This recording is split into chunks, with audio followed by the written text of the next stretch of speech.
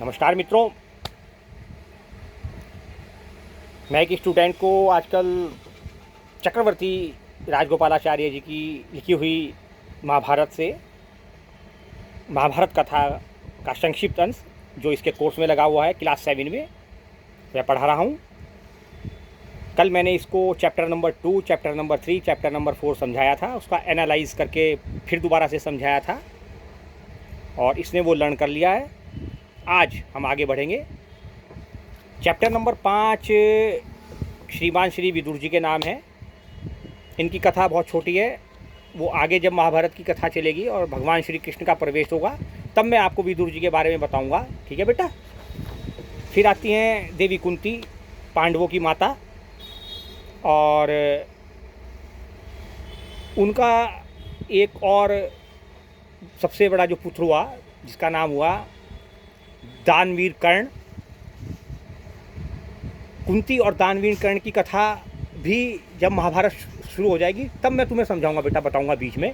वो अभी भूल जाओगे फिर तुम बीच में ना, सारा गड़बड़ हो जाएगा, है ना। फिर चैप्टर नंबर 7 है तुम्हारी कोर्ट किताब में, जिसका नाम है भीम। भीम बहुत बलशाली था। कहते हैं कि 10,000 हाथियों से ज़्यादा का बल भीम के अंदर था। अगर बल की तुलना करनी हो तो बल को ऐसे नापा जा सकता है। ये संक्षिप्त में बताया मैंने तुम्हें। और इसके बराबर इतना ही बल लगभग दुर्योधन में भी था। लेकिन दुर्योधन भीम से सबसे ज़्यादा ईर्ष्या करता था। सैकड़ों बार धृतराष्ट्र के पुत्र ने, दुर्योधन ने भीम को मारने का असफल प्रयास किया और श्री कृष्ण की कृपा से भीम हर बार बच निकला। ठीक है। आगे आते हैं कर्ण। चैप्टर नंबर 8 है कर्ण।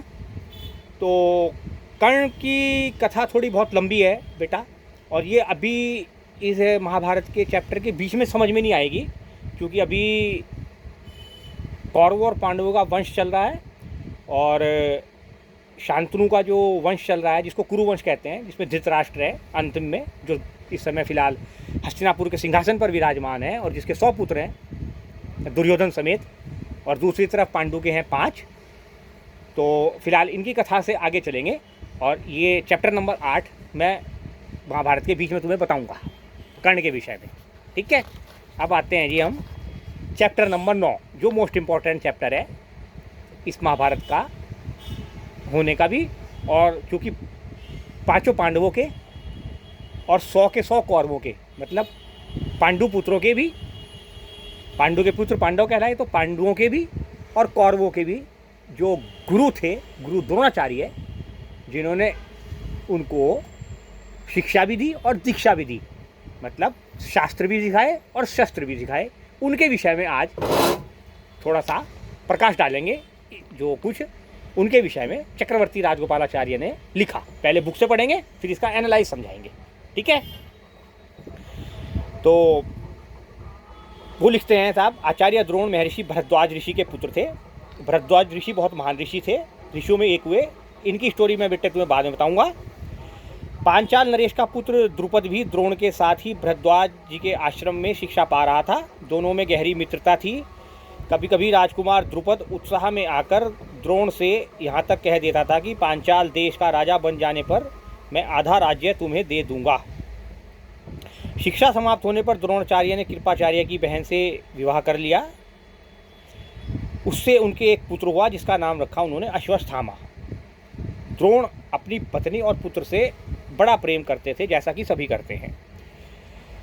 अच्छा, द्रोणाचार्य बड़े गरीब थे। वह चाहते थे कि धन प्राप्त किया जाए और अपनी पत्नी व पुत्र को बहुत ही सुखपूर्वक रखा जाए।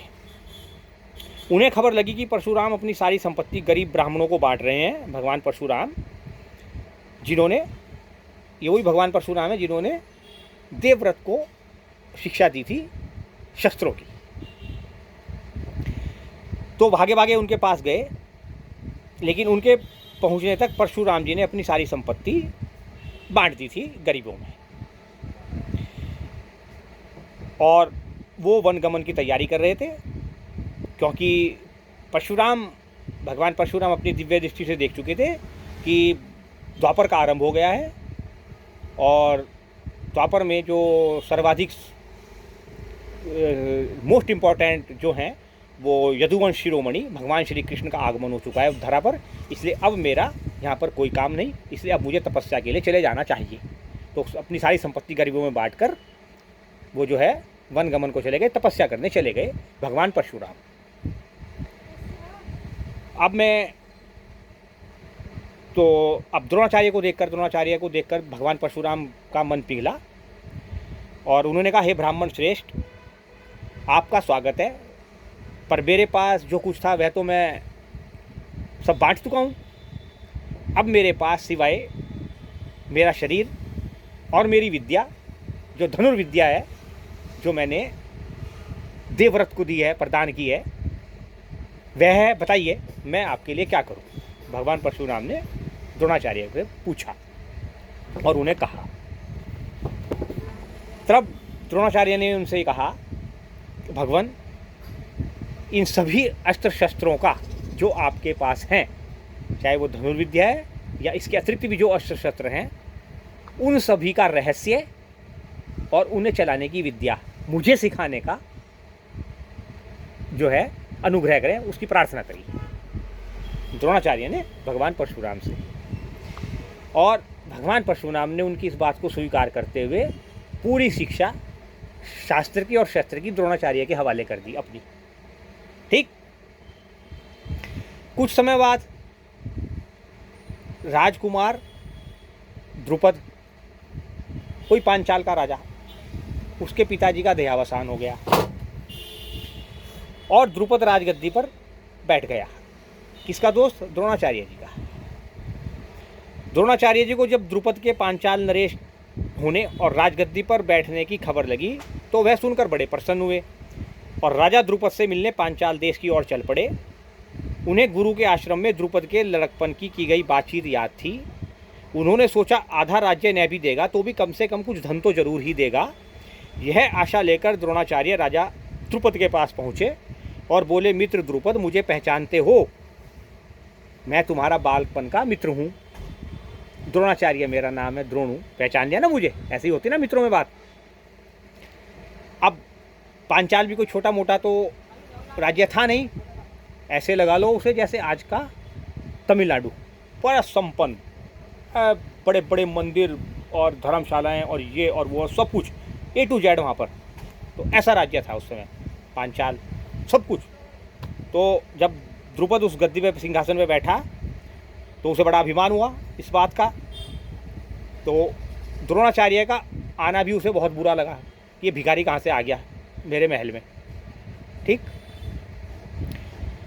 अब द्रोण को अपने साथ मित्र का व्यवहार करना था, लेकिन द्रोणाचार्य ने तो किया, लेकिन द्रुपद ने सिंहासन पे बैठ गया था वो, उसने नहीं किया। द्रोणाचार्य को यह बात बड़ी अखरी तो है ही। और हुआ क्या? हुआ भी बिल्कुल जो द्रोणाचार्य ने सोचा था इसके उल्टा हो गया। वो द्रोणाचार्य पे गुस्सा हो गया। कौन? द्रुपद। और उन्हें कहने लग गया, तुम्हें मित्र कौन कहे? तुम मेरे मित्र हो? अरे भिखारी ब्राह्मण, तू और मेरा मित्र, ऐसे कह के पूरा अपमान कर दिया। और तुम्हारी हिम्मत कैसे हुई मुझे मित्र कहने की? ये लिखा हुआ है, मैंने तेरे को ऐसे शॉर्ट में समझा दिया, डायरेक्ट वैसी वाली भाषा में। सिंहासन पर बैठे हुए एक राजा के साथ एक दरिद्र प्रजाजन की मित्रता कभी हुई है पहले? इससे कहीं सुना है तूने? तुम्हारी बुद्धि कितनी कच्ची है। लड़कपन में हो गया होगा, लाचारी के कारण हम दोनों साथ रहना पड़ा। वो हो सकता है कि तुम द्रुपद के साथ मित्रता का दावा करने लगे और द्रुपद ने तुम्हें अपना मित्र बना लिया। हो गया होगा कभी ऐसा। दरिद्र को धनी के साथ, मूर्ख को विद्वान के साथ और कायर को वीर के साथ मित्रता कहाँ हो सकती है? मित्रता तो बराबरी वालों की, हैसियत वालों में होती है। जो किसी राज्य का स्वामी ना हो वह राजा का मित्र कभी नहीं हो सकता। द्रुपद की इन कठोर अभिमान भरी बातों को सुनकर द्रोणाचार्य बड़े लज्जित हुए और उन्हें क्रोध भी बहुत आया। उन्होंने निश्चय किया कि मैं इस अभिमानी राजा को सबक अवश्य सिखाऊंगा और जो बचपन में जो मित्रता की बात हुई थी उसे पूरा करके ही चैन लूँगा। वह वापस फिर हस्तिनापुर पहुँचे। और अपनी पत्नी के भाई कृपाचार्य के यहाँ गुप्त रूप से रहने लगे, ताले बाबू के यहाँ रहने लग गए। ठीक है, ऐसे समझ लें। अब एक रोज़ हस्तिनापुर के राजकुमार नगर से बाहर कहीं गेंद खेल रहे थे। इतने में उनकी गेंद एक कुएं में जा गिरी। युधिष्ठिर उसको निकालने का प्रयत्न करने लगे तो उनकी अंगूठी भी कुएं में गिर पड़ी। सभी राजकुमार कुएं के चारों ओर झांक झांक कर देखने लगे, पर उसे निकालने का उपाय उनको नहीं सूझता था। किसको? ना तो अंगूठी को और ना उस गेंद को। एक कृष्णवर का ब्राह्मण मुस्कुराता हुआ यह सब चुपचाप देख रहा था। राजकुमारों को तो उसका पता नहीं था। राजकुमारों को अचरज में डालता हुआ वह बोला, राजकुमारों बोलो, मैं गेंद निकाल दूं तो तुम मुझे क्या दोगे? ब्राह्मण श्रेष्ठ, आप गेंद निकाल देंगे तो कृपाचार्य के घर आपकी बढ़िया दावत करेंगे हम, युधिष्ठिर ने हंसते हुए कहा। तब द्रोणाचार्य ने पास में पड़ी हुई एक सीख उठा ली और उसे पानी में फेंका। सीख गेंद को ऐसे जाकर लगी जैसे तीर, और फिर इस तरह कई सीखें वे एक कुएं में डालते चले गए। सीख एक दूसरे से सिरे पर चिपकती चली गई और आखिरी सीख का जो सिरा कुएं के बाहर तक पहुंच गया तो द्रोणाचार्य ने उसे पकड़कर खींच लिया और गेंद बाहर निकल आई, और साथ में अंगूठी भी उन्होंने इसी प्रकार निकाल दी। सब राजकुमार आश्चर्य से यह करतब देख रहे थे। उन्होंने ब्राह्मण से विनती की कि युधिष्ठिर की अंगूठी भी निकाल दीजिए, और द्रोणाचार्य ने भान चढ़ा करके कुएं के तीर पे वो तीर मारा धनुष पर चढ़ाकर, और पल भर में अंगूठी को अपनी नोक में लिए हुए बाण बाहर निकाल लिया। ऊपर आ गया, निकाल लिया द्रोणाचार्य ने, और यह अंगूठी युधिष्ठिर को दे दी। युधिष्ठिर को दे दी तो यह चमत्कार देखकर राजकुमारों को और भी ज़्यादा अचरज हुआ। उन्होंने द्रोण के आगे आदरपूर्वक सिर नवाया और हाथ जोड़कर पूछा, महाराज हमारा प्रणाम स्वीकार कीजिए और हमें अपना परिचय दे दिए कि आप कौन हैं, हम आपकी क्या सेवा कर सकते हैं, हमें आज्ञा दीजिए। द्रोण ने कहा, राजकुमारों यह सारी घटना सुनाकर पितामह भीष्म से ही मेरा परिचय प्राप्त कर लेना। अपने पितामह से पूछना कि मैं कौन हूँ। राजकुमारों ने जाकर पितामह भीष्म को सारी बात कह सुनाई तो भीष्म ताड़ गए मतलब पहचान लिया। वो एक रामायण में भी लिखा हुई होती है, देखो यहाँ पे बात आके स्पष्ट होती है। बड़ा गड़बड़ हो जाता है कभी कभी ना, जो शब्द होते हैं साहित्यिक भाषा में लिखे हुए, जो हमारे ग्रंथ हैं, सनातन ग्रंथ कहते हैं जिनको बेटे, वो बड़े ऊंचे और बहुत ज़्यादा ऊंचाई पे और बहुत सटीक भाषा में लिखे गए हैं। तो कभी कभी जो अनपढ़ गंवार होते हैं उनको समझ में नहीं आता कि इसमें जो शब्द लिखा गया है उसका वास्तव में अर्थ क्या है, उसका भावार्थ क्या बैठेगा। तो यहाँ भी लिखा हुआ है कि बिना उसके ही भीष्म ताड़ गए कि हो ना हो वे सुप्रसिद्ध आचार्य द्रोणाचार्य ही होंगे। यह सोचकर उन्होंने निश्चय कर लिया कि अब से राजकुमारों की अस्त्र शिक्षा द्रोणाचार्य के हाथों पूरी कराई जाएगी, और बड़े सम्मान के साथ उन्होंने द्रोणाचार्य का स्वागत किया। राजकुमारों को आदेश दिया कि वे गुरु द्रोणाचार्य से धनुर्विद्या सीखा करें।